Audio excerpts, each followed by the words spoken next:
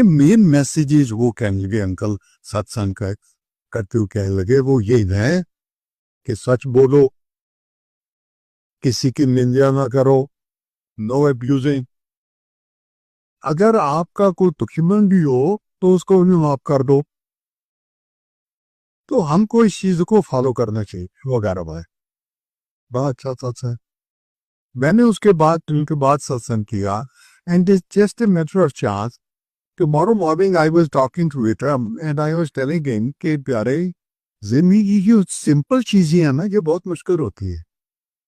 मैंने कहा देखो, गीता में हर किताब में लिखा हुआ है कि सच बोलना चाहिए, वेरी सिंपल।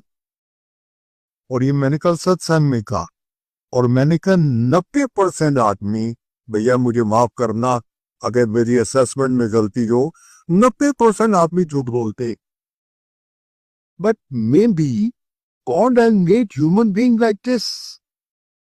और शिव पुराण में जिक्र आता है इस चीज का कि क्या पहले माइंड बॉर्ड इंसान, आदमी औरत वर मेड, देयर वाज अ डिस्कशन किनको कैसे मनाया जाए, उस चीज को छोड़ो। तो जब ये बात आपके सामने आती है तो आपको ये जरूर ख्याल आता है कि यार हम तो ये गुरु जी के लाके ये मांग लेते हैं वो मांग लेते हैं। कुछ हमें ये जरूर सोचना चाहिए बैरी जात संगत कि इस डिवाइन पावर से हमने इतना बेनिफिट लिया, जो ये कहते हैं उसको कुछ ना कुछ इम्बाइब करके अपने अंदर डालना चाहिए।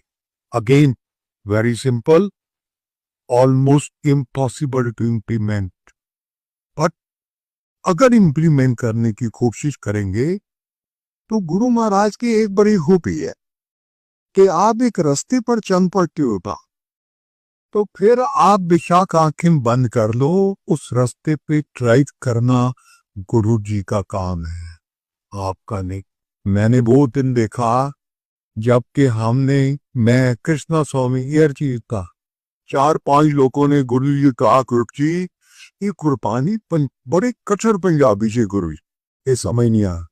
गुरु जी आज पड़े, मैं तो समझे वास्ते से नहीं किया, मैं तो सुनने वास्ते किया।